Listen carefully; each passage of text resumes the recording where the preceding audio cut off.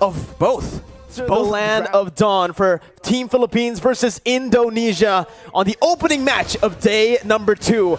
We're going to dive straight into the land of dawn, ladies and gentlemen, for Indonesia versus Philippines.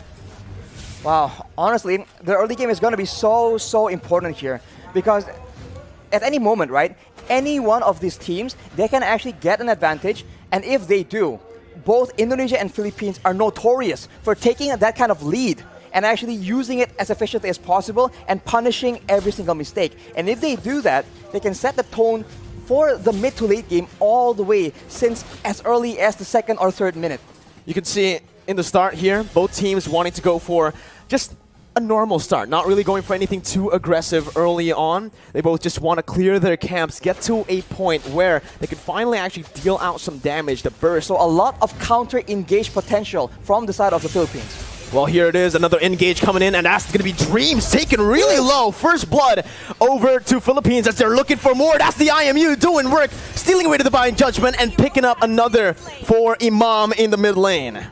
That is what you have to be aware of, man. If you don't want to deal with the engage, you can engage on the engager, and that is exactly what the Philippines have done. They take out Dreams, and they hunt for stragglers afterwards. They have the tempo in the game right now, and if you look at the side lanes, that is where the action will start building up. Because with pressure in all the lanes from the Philippines, they're going to try and cut into the jungle and cut off members of Indonesia from their own backup.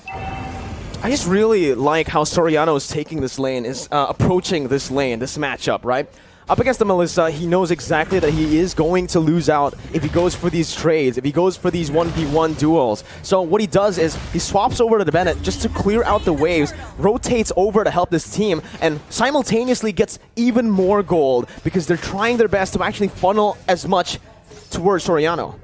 And if Soriano gets a bit more items, he can very easily start poking down members from the side of the Indonesians because there's only one real tanky frontline member in Saykots, and if he is too low for a fight, it's going to be very difficult for the Indonesians to try and contest any kind of objective. Well, ladies and gentlemen, here, Villa Luna in the gold lane. They're looking for some plays here up in the gold lane.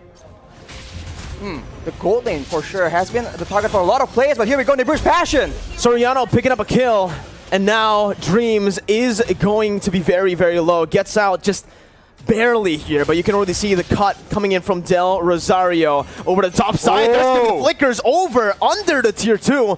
Dreams not using flicker just yet. Very wise to save that flicker, as he did have a bit of backup.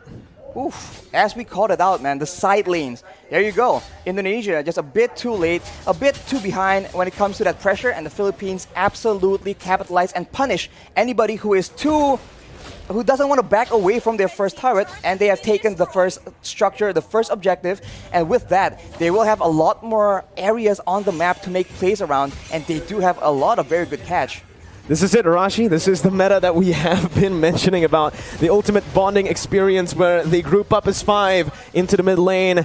They start to just put in a lot of mid pressure so that they can actually have more room to play in the side waves.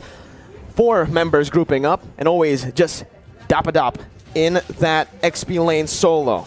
Villa Luna right now, though, has completed that Radiant Armor. That item reduces damage when it comes to multiple instances of damage. So against a Faramis, against a Kaja or the Gusion, it's going to be very good, but look at that. Big potential over to Del Rosario when he comes in, using so much damage with the Appraiser's Wrath, taking back a whole lot of HP and outplaying the situation, turning it completely around.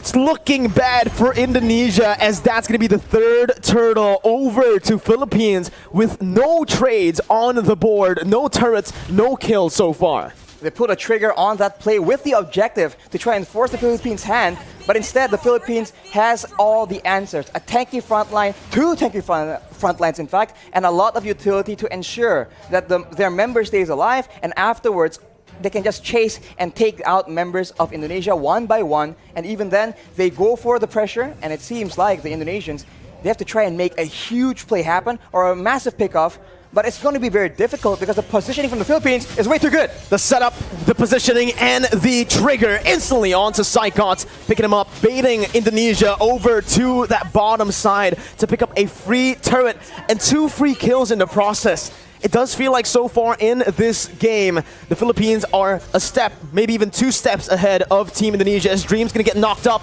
Imam looking for that follow-up, just to zone Indonesia away from the tier 2 as they look to start sieging down on every single turret. The damage difference right now from both teams is just so difficult to deal with. We mentioned Piano right now with the Malefic Roar completed. That is a lot of penetration on top of the already insane amount of damage and burst that the Beachers can bring to the table. This is what Philippines loves to do when they're ahead, right? They use the distraction that is Dapadap, who's practically currently unkillable on that Lapu-Lapu. They use him as a distraction in the side lane, solo, picking up a turret. Meanwhile, they set up on the other side. Usually, they like to play on the opposite side and use the conceal to catch the enemies off guard. But there, you can see, again, a curveball thrown over to Indonesia, or maybe Indonesia have done their research onto how Philippines likes to play with the lead. They take another step ahead, and they think 2 steps ahead of Indonesia. Right now, again, it's going to be Divine Judgment coming in, but it's all onto the frontliners with a lot of the resources burnt out. It's going to be Saykots who jumps in and finishes off Soriano in the back lines, splitting Philippines in 2. Imam now flickering out, getting to safety, but all that was for the Lord. It's a 2-for-1 in the end. 2 kills over to Indonesia for a Lord take. Arashi, who's it worth for? Oof, I think considering the fact that the Philippines are so ahead and they are focusing now more than ever on taking all those structures away from Indonesia, I think the Lord will be very, very beneficial. Unfortunately, they lose their gold leaner as well, which is not ideal. But if you take a look at the items right here, he is on 7,300 gold. As we mentioned, BOD and straight to a Malefic Roar, ensuring that anyone getting caught in his ultimates will get absolutely decimated. What's another thing that I want to mention is the fact that the 2 kills that Indonesia picked up earlier was onto 2 members with no bounty. There was no shutdown there. So even though Indonesia were able to find some kills, it was just normal gold. It wasn't the added gold that we usually see. And they get the Lord for that. So if it was a shutdown, I would actually say that Indonesia definitely came out on top in terms of value. But here, Taz might actually be caught, forced to use that ultimate defensively to get out. And everyone is from the Philippines is available because the death timers are very, very short, and they're going for a siege here where Indonesia don't have a lot of tools to try and counter the poke damage. Slowly but surely, the Philippines is chipping away at the structures and at the EHP bars of the Indonesian players. It's a good defense by Indonesia. They're able to minimize their losses here, only losing that tier 2 in the mid lane for now. But Brands is going to be zoned away from that mid lane. Philippines looking for that, but look at Saykots with the Petrify. He's able to find 2 on the flanks. Whoa. Saykots absolutely massive as his engage has started a war that Indonesia can finally win here in this game. 3-for-0 trade as Indonesia look to climb, to crawl themselves back in this game. Blink and you'll miss it. An engage that gave way for Indonesia to take 3 kills for a trade of none. And along with that, Taz is able to secure the purple buff from the side of the Philippines as well. So now they have a momentum. They have recovered a bit of that gold difference. Only 2K right now, but the Philippines, they are still in the lead, and they are no stranger to these late game situations. Dreams opening up the map just a bit. Going to be chunked down by Del Rosario, but he is going to be able to back off without having anything taken away. Honestly, looking at it right now, Rashi, Indonesia, their main win condition, we thought it would be Brands on that Melissa. We thought it was going to be the Gushin on the hands of Taz, but it's actually Saykots, the man that has been doubted so many times by everyone. By the public. I mean, this man has had a very lackluster season in his last performance. That was a performance in the last season, actually, rather. But here, knowing that Indonesia are relying very, very heavily on a very reliable engage, his Yuzong has been critical, but after 2 engages, will Philippines fall for the same trick twice? Divine Judgment over the Dreams. That's going to be the frontliner taken out. That's going to be that. Oh my god, so much damage onto the Lapu. Unfortunately, won't be enough though, and now Indonesia, they're actually backing away, and it will be waiting for the Lord take. And Philippines, they are so good at the Lord dance. going back and forth, waiting for their opponents to make a mistake, and with such a long-range basic attack on their B-Tricks, they can do better.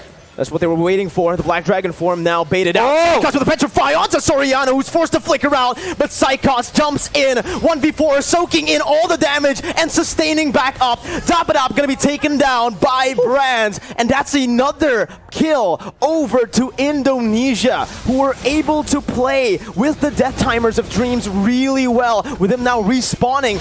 They've taken back the lead if they actually can secure the Lord, which they should be able to. Free Lord over to Indonesia. They're not stopping just yet though. Concealed play from Indonesia. They back off.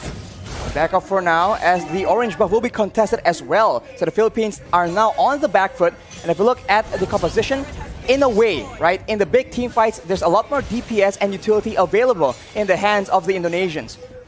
After that play, they go for the purple buff as well, and the Philippines have a huge problem on their hands. The Black Dragon form lasts for way too long. The Guiding Wind was used to try and buy some make some distance, buy some more time, but it was not enough. The Philippines must come up with a different solution, a different answer. A momentum shift in the 13th minute of the game, and now it's Philippines who have their backs against the wall with the Enhanced Lord marching in that top lane. Evil's Legends here are going to look to try to siege them down. Saykots once again with a Black Dragon form as Del Rosario tries his best to keep Saykots at bay. The damage comes through once again for the siege to take place, but that's going to be Dapadap who jumps in with the bravest fighter. But it's going to be a good disengage from Indonesia, backing off knowing that they have found some value. They've taken every single tier 2 except for the bottom lane. And look at how Saykots is playing around with his Petrify, man. He goes in for the Black Dragon form, but he doesn't always use that Petrify. And when you think about it, the Petrify is what makes these engages so dangerous. It guarantees the Furious Dive knockup, and that is what allows Indonesia to just be a lot more elusive. And as we talked about it earlier, this is what is so dangerous. They can feint around, act like they're about to engage a fight, and then back away. The Philippines need to identify the right moment and then adjust accordingly. Do they want to go and fight after the Black Dragon form is down, or do they want to just stall? Villaluna with that circling eagle over to Brands, but it's going to be baited in with the cold altar placed as well. Soriano targeted by the flanks, and that's going to be Taz who picks up the Beatrix. Soriano taken down, Brands in the midst of it all, still life stealing with his fighter. Brands is massive. He is an absolute beast as he wins the battle for Indonesia. It's a 4-0 trade. Indonesia with a comeback here with the tides turned completely. Only Villaluna left to defend with the mini wave crashing in. Villaluna going to be brought back by the Shadow Stampede. Villaluna outside of the base, and Indonesia with the Divine Judgment onto Villaluna will go for the base to pick up the first game of the series. Oh my god, what an upset! It looked like the Philippines were going to cruise to an easy victory, but the Indonesians pull through. 1-0 right now, and they have shown that against all odds, against all the hate and the doubters, they are here to stay.